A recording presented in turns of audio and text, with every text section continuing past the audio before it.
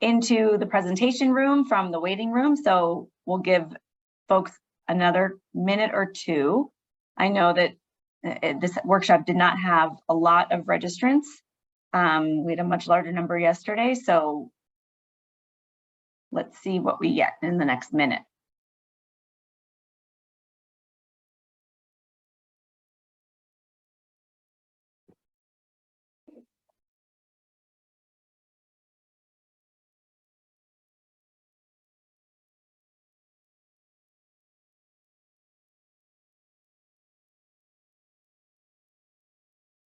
Okay, well, it's two minutes after, and let's get going.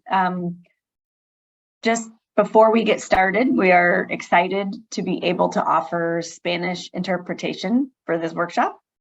To access the audio channel for the Spanish interpretation, please click the interpretation button, the globe icon in the Zoom taskbar, and select Spanish to begin your interpretation. Para acceder al canal en español, haga clic en el icono del globo que aparece en la barra inferior de la pantalla y seleccione Español or Spanish. For English, please select English. Welcome, everyone. I'm Amanda Hansen, Deputy Secretary for Climate Change at the California Natural Resources Agency. Thank you for joining us today to provide input on the annual implementation reporting process for the California's Climate Adaptation Strategy. The Natural Resources Agency is tasked with coordinating updates to this strategy every 3 years. The 2021 update was released in the spring of this year and was co-coordinated with the Governor's Office of Planning and Research and in partnership with agencies across the administration. And I'm joined today by my partner at the Governor's Office of Planning and Research, Sloan Viola. Sloan? Thanks, Amanda. And hello, everyone. Welcome to the California Climate Adaptation Strategy's Annual Implementation Reporting Workshop. I'm Sloan Viola, Council Program Manager for the Governor's Office of Planning and Research. We are charged with administering the Integrated Climate Adaptation and Resiliency Program, which coordinates the state's adaptation actions. As Amanda mentioned, we are looking forward to hearing your perspectives on the adaptation strategy's implementation and its reporting process. Before we get started, I'm going to provide a brief overview of the Zoom features we will be using today.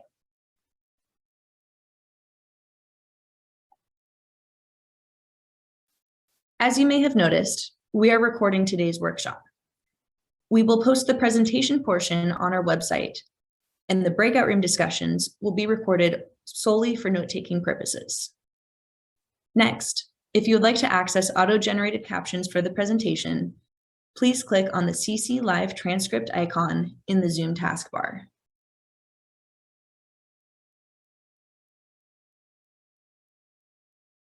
Here we have a brief overview of today's agenda.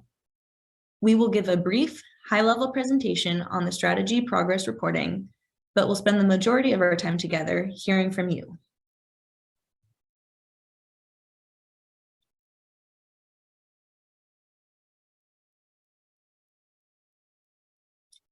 If you're joining us today, you may already be familiar with California's Climate Adaptation Strategy. But for a refresher or for new participants, each strategy's tri-annual update builds on the successes and lessons learned from the previous one, and the updated 2021 strategy released in April was no different.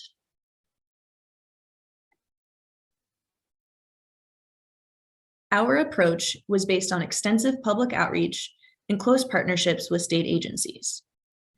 The strategy links together the state's existing, planned, and resourced climate adaptation efforts, showing how they fit together to achieve broad climate resilience priorities. The strategy also specifies needed actions with timetables and metrics to drive progress and enable accountability. The strategy is organized around outcome-based priorities rather than individual sectors, enabling a coordinated, integrated approach to building climate resilience. This approach recognizes how climate adaptation is implemented on the ground and reflects our commitment to integrating climate resilience into the work of all state agencies. The 2021 strategy was released as an interactive website that serves as a hub for state climate resilience action. This website will be updated to reflect progress and make adjustments, and will allow for Californians to easily access information on our efforts.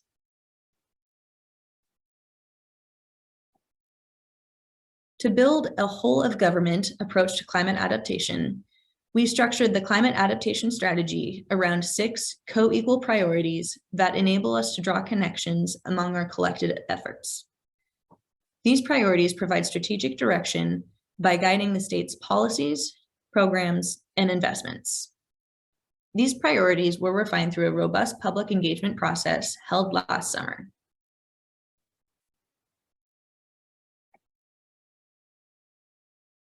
Here's an example of how each priority is supported by goals, actions, and success metrics included in the draft strategy. On the screen, you see the priority to strengthen protections for climate vulnerable communities. In the strategy, this priority includes 3 goals. The one we're showing here is engage with and build capacity in climate vulnerable communities, which includes an action to support technical assistance to make climate smart agricultural knowledge and incentives available to socially disadvantaged farmers and ranchers in disadvantaged communities.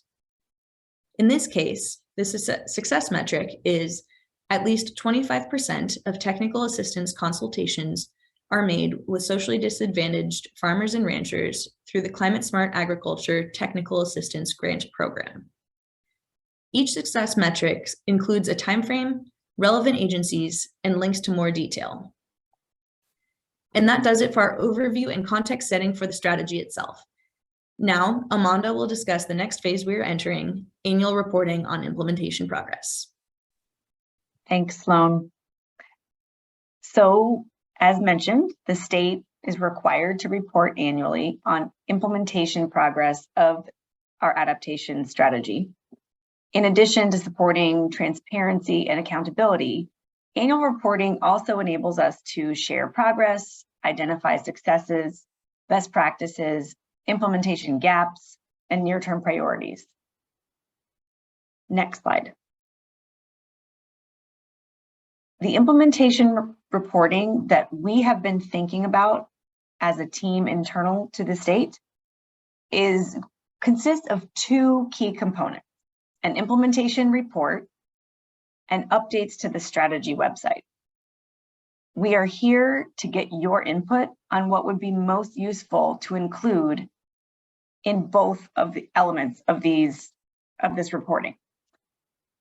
For example, the implementation report, we have been thinking could usefully provide a brief high-level summary of implementation progress, highlight best practices, lessons learned, and identify areas for future focus. More comprehensive updates will be available through the strategy website, where we will track and report progress on the strategy success metrics through the website's interactive structure. Next slide. That structure is intended to allow us to show levels of progress for success metrics inside of our strategy. So we are also seeking your input today on a set of progress indicators that we have developed to identify the stages of progress toward achieving the success metrics within the strategy. These progress indicators are listed on the slide, and I will read them out loud as well. Scoping and organizing action, collecting input and conducting community engagement, to securing funding, beginning the project work, to work underway and documentation and reporting is in progress, to work is nearing completion, to work is complete, and we are shifting to ongoing maintenance, monitoring, assessment. Another phase is ongoing advancements, continual improvements. Our goal for these proposed indicators is to be flexible enough to apply to various kinds of efforts.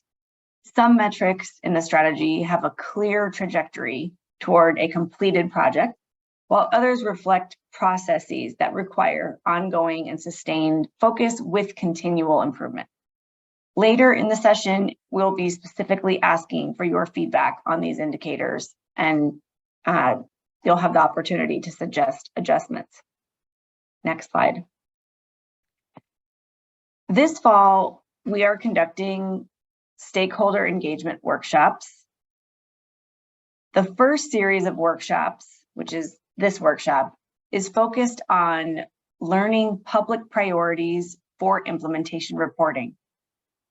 This will inform the structure of the report that we will deliver later this year to ensure that it communicates progress effectively and in a way that is useful to all of you.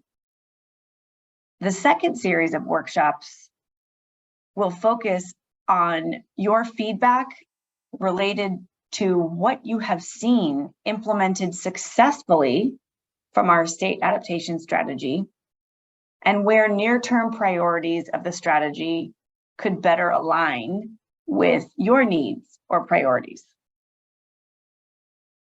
We have released a public survey that asks the same questions in the workshop series so that anyone who is unable to participate has an equal opportunity to provide feedback at their convenience. And the survey will close on October 21st. Next slide. As we noted, the focus of today's workshop is getting your feedback on how we can make the implementation reporting useful to you. And we'd love to hear whether the proposed progress indicators are useful and understood, and how the implementation report and website updates can communicate details you would like to know. And I'm going to hand it back over to Sloan, who will walk through today's approach to answering these questions. Thank you. Thank you, Amanda. We'll be using the Zoom breakout room feature to gather your input. You will have the choice to join one or more of the 2 breakout rooms. If you wish to provide your input in Spanish, please stay here in the plenary room. The breakout rooms correspond to the numbers and themes listed on this slide. We've prepared discussion questions, but also welcome any other feedback you might have on the annual reporting. If you want to provide general feedback, please feel free to go into any room and just let the facilitator know. You are able to move about the breakout rooms freely to provide input on the themes in which you are interested. To provide your comment within the breakout room, please raise your hand, or you are welcome to share your comments in the chat. We respectfully request that you stay under 3 minutes in the first comment that you make in order to give everyone who'd like to comment verbally the same time and space to do so. Once you are finished providing feedback, you may leave the workshop.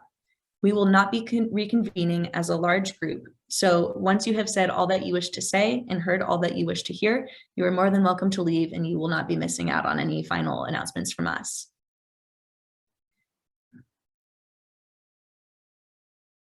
If you are unable to provide full comments today or wish to follow up with additional feedback, we have a survey available to provide written comment. Additionally, please feel free to send the survey to any interested colleagues who are unable to join these workshops. The survey is accessible via the Adaptation Strategy website and will be available until close of business on Friday, October 21st. We will also drop the link in the chat now.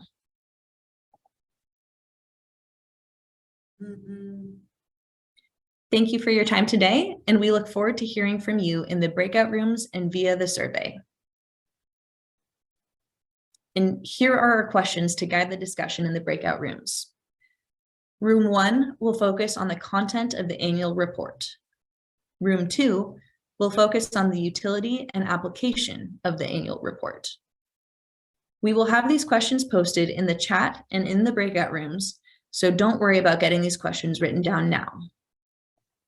And with that, we will turn on the breakout rooms and begin our listening session. Thank you for joining us.